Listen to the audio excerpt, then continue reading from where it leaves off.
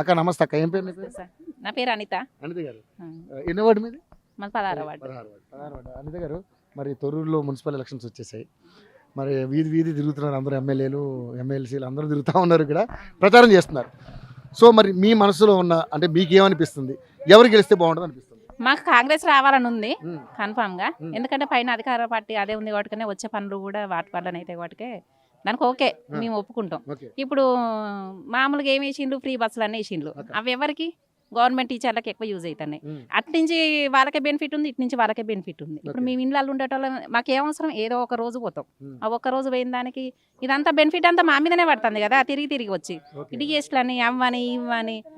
ఇప్పుడు పేదవాళ్ళు గోలు కొనుక్కోవడానికి మస్తు ఇబ్బంది పడతాను. దేనివల్ల? పైన కేంద్రం వల్ల. ఇసుమంటి కాబట్టి కొన్ని మాకు కూడా పేదవాళ్ళని కొంచెం గోల్డ్లో గీల్లో కొనుక్కోవడానికైనా కూడా రేటు తగ్గినా తగ్గకపోయినా కూడా ఏది చేసినా ఉన్నోడు పోయి ఉన్నోడు పెడతాను, లేనోళ్ళు పోయి ఉన్నోళ్ళకే పెడతారు. గవర్నమెంట్ టీచర్లకైతే ఇది బెనిఫిట్ ఉంది. మాకు ఇప్పుడు రేషన్ బియ్యం, సన్న బియ్యం అని అప్పటి నుంచి స్టార్టింగ్ నుంచి అన్నారు. మొన్నటి నుంచి వస్తున్నాయి ఇవి, జనవరి వస్తున్నాయి. తింటున్నాం, బాగానే ఉన్నాయి. ఇప్పుడు గ్యాస్ అని అన్నారు, గ్యాస్ 500కి ఇస్తా అంటాను, 950 తీసుకుంటాను. అవి మాకు అకౌంట్లలో వాడేటివి కూడా ఏం లేదు. కరెంటు వస్తుంది, కానీ అది కూడా మేము గ్రామ పంచాయతీ పోయి 1 సంవత్సరంన్నర తర్వాత మాకు ఇప్పుడు మొన్న 0 బిల్ అయింది. చాలా సార్లు ప్రయత్నం చేస్తా అంటే అవుతున్నాయి. మేము అవును ఇందిరా మిల్లు కావాలని పెట్టుకున్నాం. మేము పెట్టుకుంటే ఏముంది, మీకు ఇండ్లు ఉన్నాయి కదా అని అంటాను. లేకుంటేనే కదా సార్ మేము పెట్టుకునేది. పెట్టుకున్నాం. అవి కూడా ఫస్ట్ విడతా, సెకండ్ విడతా, మీకు ఇవి ఉన్నాయి, మీకు అవి ఉన్నాయి అని కొంచెం అట్లా కూడా ఇబ్బంది పెడతారు. గవర్నమెంట్ పని ఇలా మేము ఓటుకు డబ్బులు తీసుకున్నారు కదా అని దాని మీద బాగా డిమాండ్ చేస్తాను. మాకు ఇచ్చేదో 1000 రూపాయలు ఇస్తారు కావచ్చు, కానీ మాకు అంచో 10-15 వేలు లంచం తీసుకుంటారు. మరి ఆ 1000 ఇవ్వాలనేది లంచాలు తీసుకోవాలని సార్ అవసరం లేదు కదా. డబ్బులు ఇవ్వద్దు, మేము ఏదైనా పని కావాలన్నప్పుడు చేయాలి. అది కావాల్సిన పని అయితే అది మేము అవసరం లేదు. మాకు కూడా ఇప్పుడు డబ్బులు తీసుకోవాలని కూడా ఏం లేదు. అంతే సార్. ఇప్పుడు మనకు వాళ్ళు పని చేయడానికి ఉన్నారు, మనకంతా సర్వెంట్లు వాళ్ళు, గవర్నమెంట్ జీతం తీసుకున్నారు. పిల్లలు ఉన్నారు, వాళ్ళకి జాబులు కావాలని మా కోరిక. ఎందుకంటే మేము ఇంత కష్టపడి చదివించేది ఫ్యూచర్ లో వాళ్ళు మంచిగా ఉండటానికే కదా. మేము ఇస్తాం, రేపిస్తాం, మాపిస్తాం అంటే కదా ఏవి లేవు. డిగ్రీలు చేసిన పిల్లలు మా వాళ్ళు చాలా మంది ఉన్నారు. కొన్ని సమస్యలు, పింఛన్ ఉన్నది, పింఛన్ ఇచ్చిన వాళ్ళకే ఇస్తారు. అట్లా కూడా అవి కూడా ఇబ్బంది పడతాను. ఇప్పుడు 25వ తారీఖు వరకు వచ్చేసరికి ఎందుకు సార్, ఫస్ట్ తారీఖు లేని ఇప్పుడు ఏదన్నా కట్టుకోనన్న వాళ్ళు కరెంట్ బిల్లు ముసలోళ్ళు ఉన్నారు. 25వ తారీఖు వరకు వస్తున్నాయి పింఛన్లు. 25వ తారీఖు వస్తున్నాయి.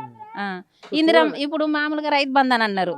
అంత ముందుకు కేసీఆర్ ప్రభుత్వం ఉన్నప్పుడు ప్రతి 6 నెలలకు ఒకసారి కరెక్ట్ గా పడేది. ఇప్పుడు అది కూడా కొంచెం ఇబ్బంది ఉంది. కావాలి మాకు కాంగ్రెస్ కావాలని ఏం లేదు, కానీ కొంచెం మేము అనుకున్న పనులు తొందరగా చేస్తే మాకు కూడా బెనిఫిట్ ఉంటుంది. ఇప్పుడు మహిళలకు 2500 ఇస్తామన్నారు, ఇంతవరకు అయితే లేదు. ఏంటిది ఇంకా కళ్యాణ లక్ష్మి ఇస్తున్నారు, దాంతో తులం బంగారం అన్నారు. ఈ కళ్యాణ లక్ష్మి ఇచ్చడే మాకు అక్కడ తులం బంగారం ఎప్పుడు వస్తుంది సార్? మాకు ఇక మా అమ్మాయి ఉన్నది పెళ్లి చేయడానికి, ఆమె తులం బంగారం పెడతారని ఏమైనా ఉందా? ఆయన మీద ఆశపడైతే మేము అనలేదులే, కానీ ఇవన్నీ అన్నారు. అన్ని మాటలు ప్రభుత్వం అన్న తర్వాత కొన్ని మాటలు చెప్పి వాగ్దానాలు చెప్తారు. గతంలో ఆయన కూడా 100 మాటలు చెప్పారు. దళితులకు 3 ఎకరాల భూమి అన్నాడు, ఇచ్చిండా? ఇవ్వలే. ఇంటికో ఉద్యోగం అన్నాడు. పేదలాగానే ఉన్నారు సార్ ఇప్పటి వరకు కూడా. బలిసిన వాళ్ళు బలిసినట్టుగానే ఉన్నారు, పేదలు పేదలాగానే ఉన్నారు. కొంచెం వాళ్ళని కూడా దృష్టిలో పెట్టుకొని. నువ్వు చెప్పింది కరెక్ట్ అక్క, బాగా మాట్లాడావు. కానీ ఈ ప్రభుత్వాలు అట్లా ఉన్నాయి కాబట్టి అందరికి న్యాయం జరగదు. ఉన్న దాంట్లో మన ప్రయత్నాలు మనం చేసుకుంటే అవసరం లేదు సార్. ఓటుకు డబ్బులు అవసరం లేదు, మేము అనుకున్న పనులు మాకు టైం చేస్తే చాలు, అంతే. మేము ఇవాళ మాకు ఇచ్చిన 3000 అయ్యి 2000 ఎటు పోతాయో కూడా అర్థం కాదు. మనకు అవసరం వచ్చిన రోజు సార్ ఇది ఏంది పరిస్థితి అంటే ఇలా తీసుకోలేదా, ఇవాళ ఏమో బాగా మాట్లాడతాను లేదని అంటాను. చూసారు కదండి అక్క మాట. ఒకసారి ఆలోచించండి. డబ్బులు మాకు ఓటుకి డబ్బులు ఏమి వద్దంటున్నారు, కానీ మేము ఏదైనా గవర్నమెంట్ ఆఫీస్కి వెళ్ళి మా పని చేయించుకోవాలంటే వాళ్ళ దగ్గర వేలకు లంచాలు పెట్టాల్సి వస్తుంది. అవి మానేసుకోండి అని చెప్పేసి అంటుంది. కానీ నిజంగా మారండి ఇప్పటికైనా ఈ గవర్నమెంట్ ఆఫీసర్లు కానీ ఈ ప్రభుత్వాలు కానీ మారాలి. ఎందుకంటే వీళ్ళు ఓటు నిజాయితీ చెప్తుంది, ఓటుకు నాకు రూపాయి వద్దు, నా పనులు మాత్రం చేసి పెట్టమని. ఇంకా అంతకంటే ఏం కావాలి? మీరు మారండి. ఇకనైనా మేము ఇల్లు కట్టుకోవడానికి పర్మిషన్ కావాలంటే లక్షల్లో ఉంది. ఇది మున్సిపాలిటీ అయిందని లక్షలే. అన్ని లక్షలు పేదవాళ్ళు ఒక 2 రూమ్లు వేసుకోవాలంటే అన్ని లక్షలు తేలేరు కదా సార్. అట్లా ఆలోచించాలి. ఇప్పుడు ప్రతి చేస్తాను కదా సార్. ఇప్పుడు మాకు వీధి బిల్లు అని ఎత్తాను, కాలువ బిల్లు అని ఎత్తాను. కాలువలు లేక ఎన్ని రోజులు సార్ కంపరం కొడతాను. ఇంటి ముందర కూర్చోవడానికి కూడా వీల్లేదు. ఎప్పుడైనా కొంచెం చీకా కనిపించదు, బయట 2 నిమిషాలు కూర్చుందామన్నా కూడా మాకు లేదు ఆడ వీలు. అంత స్మెల్ ఘోరంగా. సో ఈ ప్రభుత్వంలో ఇవన్నీ జరగాలని కోరుకుందాం, కోరుకుందాం. ఓకేనా?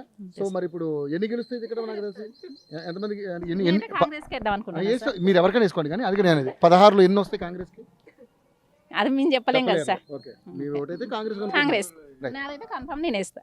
థ్యాంక్ యూ అక్క, థ్యాంక్ యూ సో మచ్.